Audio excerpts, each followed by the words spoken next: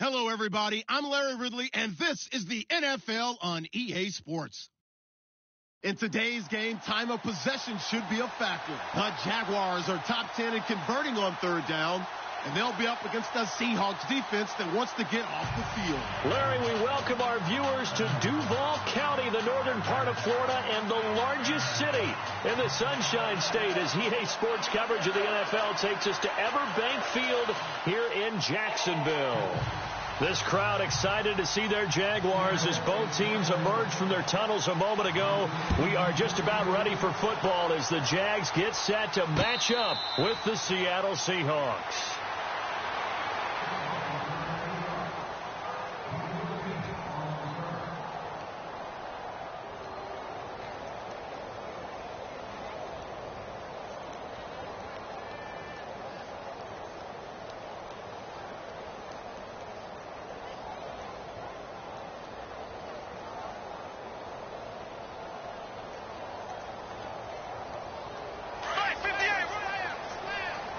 And some changes here as the D-line separates some.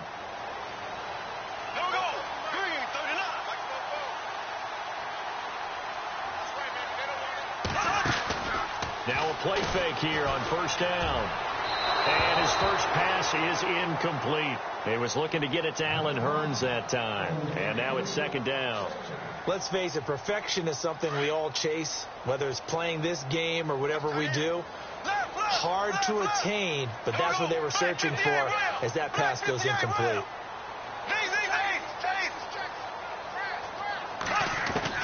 Bortles again here on 2nd and 10. And they're unable to connect, but a late flag comes in. And the contact may have come too early.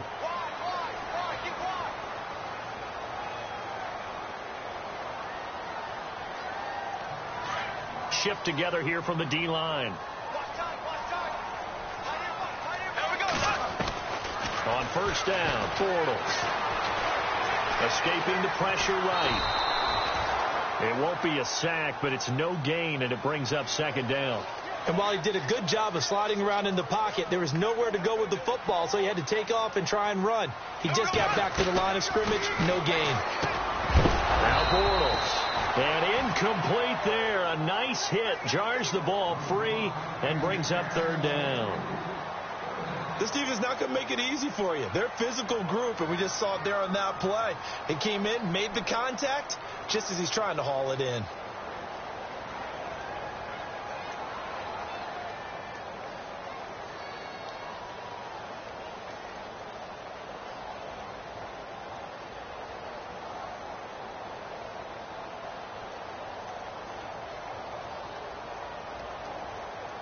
So a ways to go here on 3rd and 10.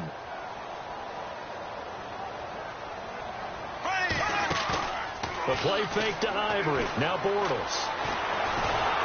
Pressure comes. He's taken down by the Seahawk defense. Cliff Averill. He's the one to get him, and that's sack number 7 for him on the year. Brad Nortman in his 6th year in the league on to punt it away. Back deep for the Seahawks, the All-Pro returner from 2015, Tyler Lockett.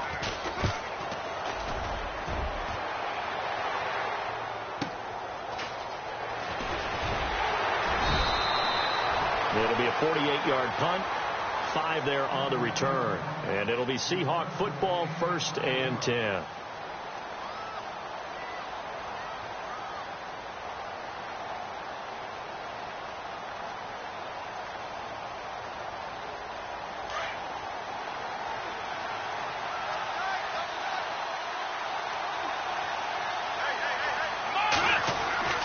They'll come out throwing here on first down.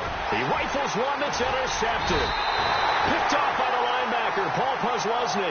And they will take over at the 26-yard line. And Brandon, the passing game for both of these teams is going to be affected as the game goes along. It's not looking like the rain's going to let up anytime soon. So that might mean a few more wobbly passes and wide receiver slips. And this one winds up getting intercepted. First carry for Chris Ivory. And they take him down, losing yardage back at the 27. That's going to go as a loss of a yard, and it'll be second down. Well, you had to punt on your first drive, and on the first play of the second drive, you end up going backwards. I would dare say they need something good to happen right here, right now. They stay on the ground. Ivory again. He's able to get 6. A nice pickup down to the 21. On a 2nd and long, it's really nice to see an offense that has enough confidence to run the football in that situation. I think that goes back to their practice and game planning. They've seen things that they've seen on tape and in previous games that led them to believe that even in a long-distance situation, they can still run the football and gain enough yardage to put themselves in a good spot on 3rd down.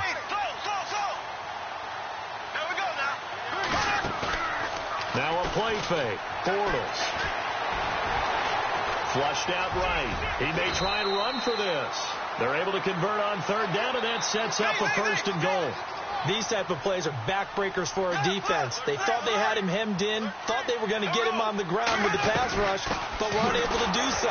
He gets away, picks up a big 1st down, and sets up 1st and goal inside the 10. It's a loss of a yard there, and now 2nd down.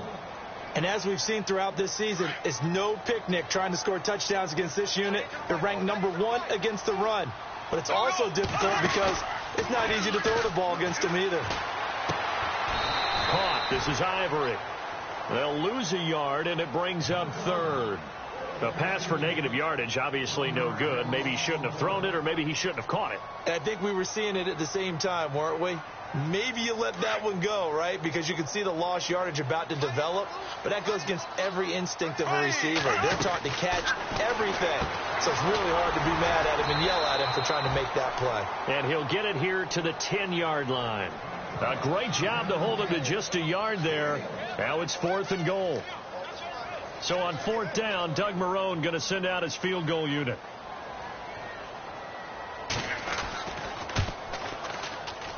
And this one is no good. He missed it. And this will remain a scoreless game.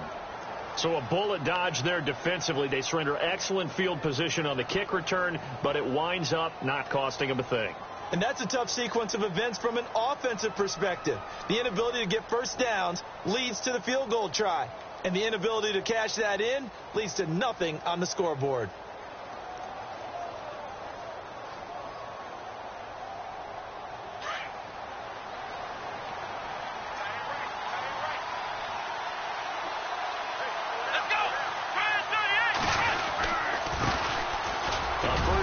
For Kenyon Drake. And a short pickup there as he'll take this up to right around the 20. Give him 3 on 1st down. It'll set up a 2nd and 7.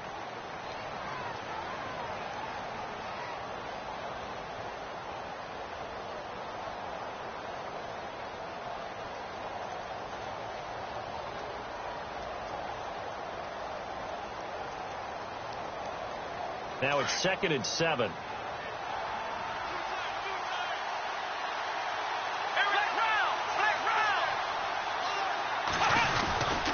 Right back to Drake. And he's going to lose yardage here. Back to his own 18. He lost 2 there. And it's 3rd down. I'm no offensive mastermind, but of all the guys on the field to block, you might want to stop him. Look, I've got a very simple rule. An unblocked defender is usually your best defender, and he ended up making the play there. A first scoring update now from Carolina. Early on, it's the Vikings in the driver's seat.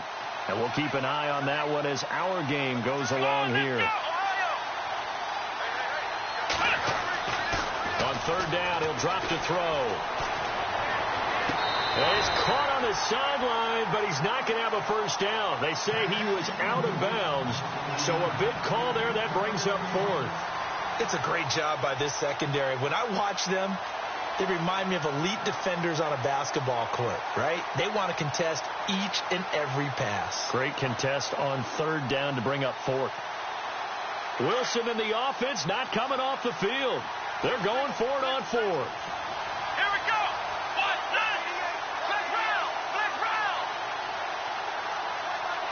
And on the outside, they're playing press coverage. Eluding the pressure right. In trouble here, and down he goes. Back at the 8-yard line.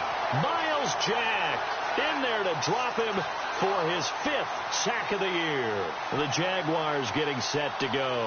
And they have to feel like they missed on an opportunity for points last time when they couldn't connect on that short field goal try. And no doubt about it, because they were counting on those points. In today's NFL, let's face it, that's really a chip shot, right? That's anything inside 40. Yeah, they're counting on that going through the post. But we've seen it happen to teams before. Some of the best kickers in the world can miss kicks like that. Can they come back now and redeem themselves?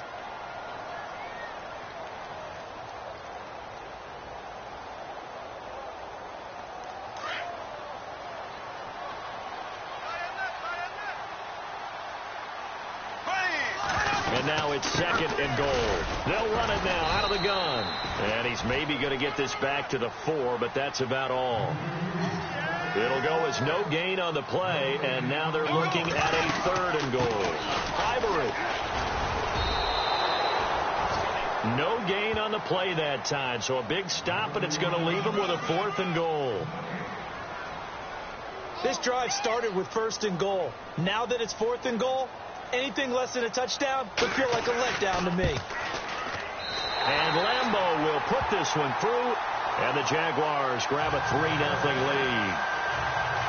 So after slogging through a scoreless first quarter, we have action on the scoreboard. A field goal makes it 3-0.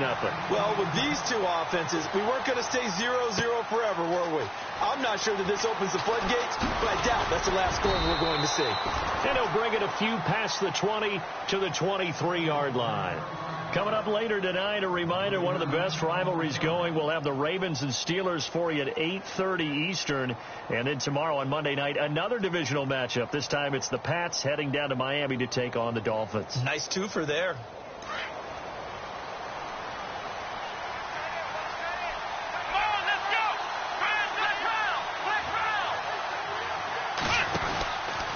Drake will start the drive on the ground. No, a nifty juke there. Not much fun for a guy trying to tackle him. And he gets this one just shy of the 40. They'll mark him down at the 39. It's a pickup of 16 there, and it'll lead to a new set of downs.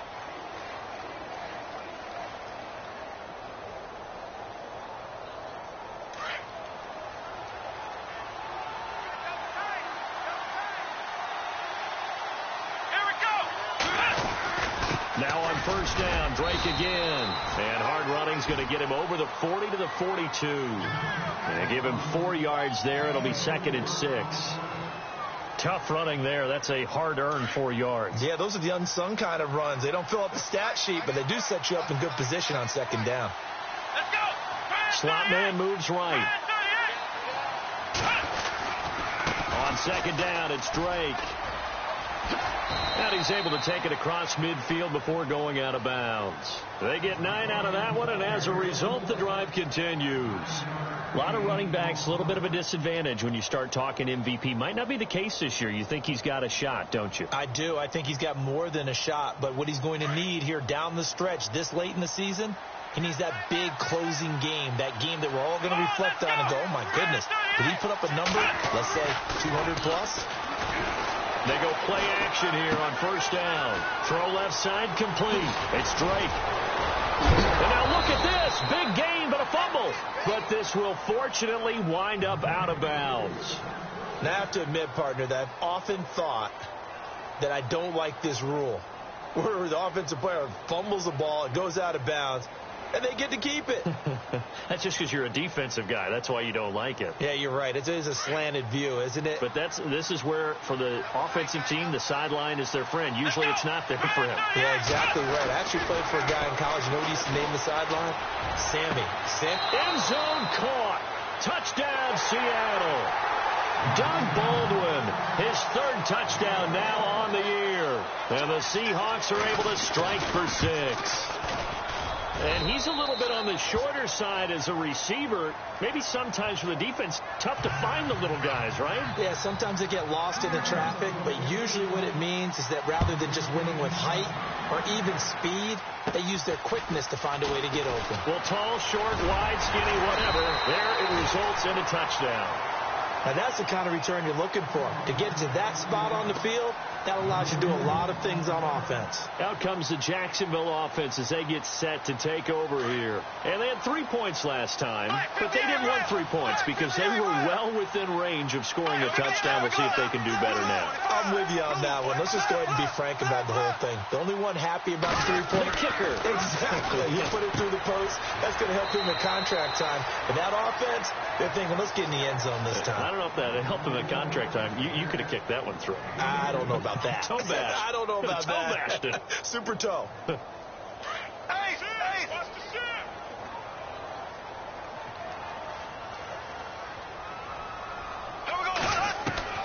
On second down, here's Bortles. And the Seahawk defense gets to him, and they bring him down. K.J. Wright coming in from that outside linebacker spot to bury him for a loss of 7. Following the sack, 3rd and long for Bortles and the Jags.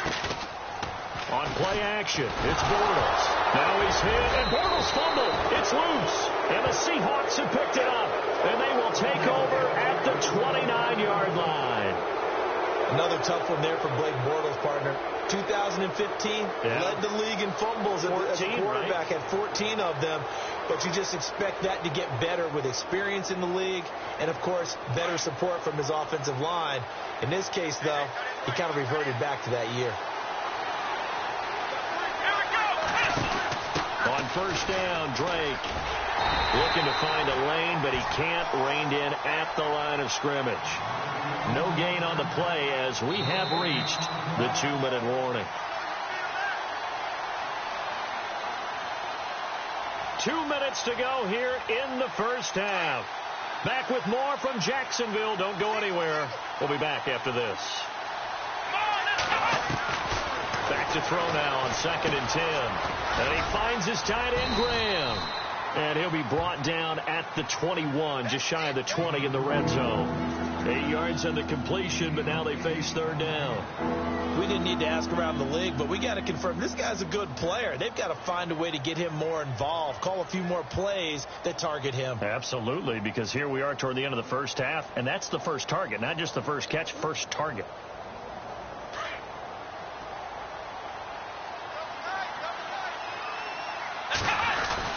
On 3rd and short, Drake. And he picks up the first down yardage as he takes it down to the 16. They get 5 out of that one, and it moves the chains. I know the game's changed. A lot of people would say it's evolved. Look, I'm a little bit Neanderthal, okay?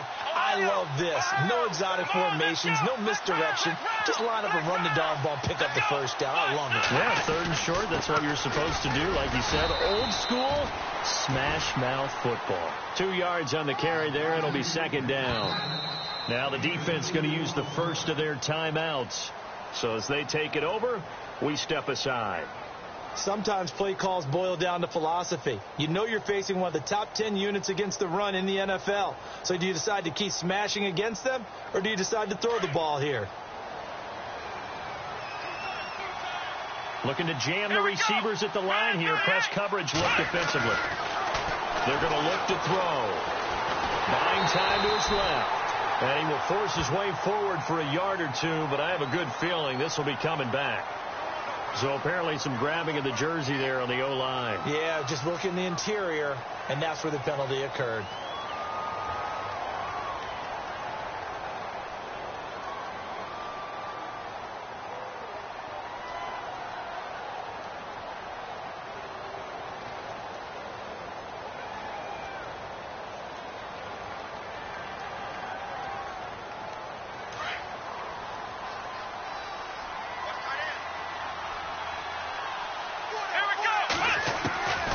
From the shotgun, he'll look to throw. His throw caught at about the 5.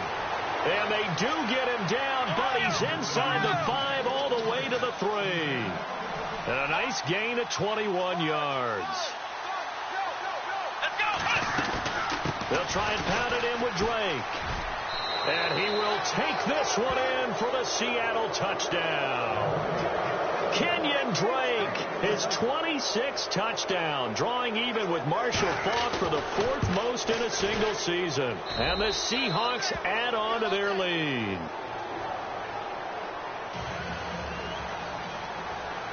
The kickoff unit is out on the field, and they will send this one away.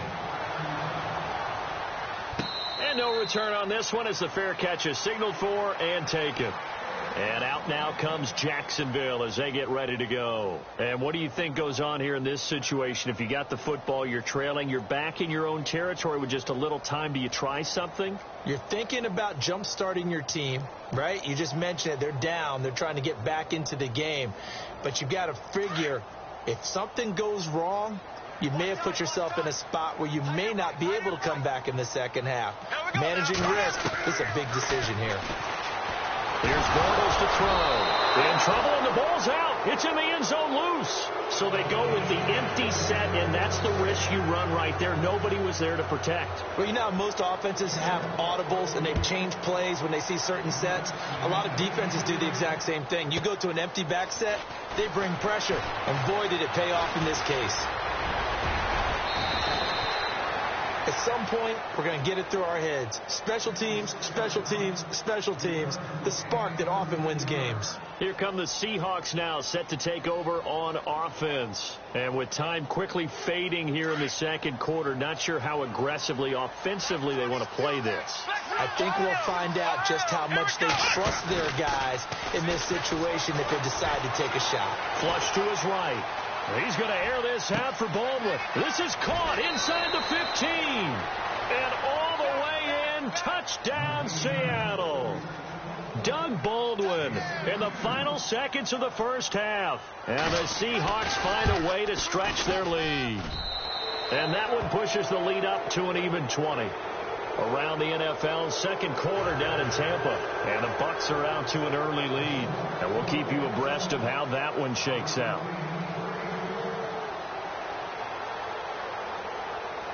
Out is the kickoff unit as they run up and send this one away.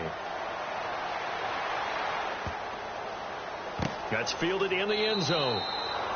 And not wanting to risk anything here late in the half, he'll just take a knee, and they'll bring the football out to the 25. Here comes the Jaguars offense as they get set here. And from this spot in the field with the clock where it's at, you think we're just going to see a knee and that's it?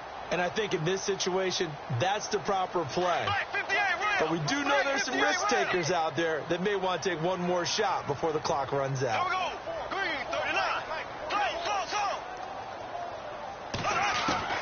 On 1st and 10, here's Bortles. Into heavy traffic, and it's intercepted. Picked off by the Pro Bowl safety Cam Chancellor. And he's going to score. It's a Seahawk touchdown. Now remember, this is the #1 defense in the National Football League. There's a good example of why. Shows that they set an aggressive tone, not just stopping the run, not just getting after the quarterback, but the ball's in the air. They treat it like they're the receivers, and they went after that one and took it all the way. And how about this line out of the locker room? An onside kick attempt.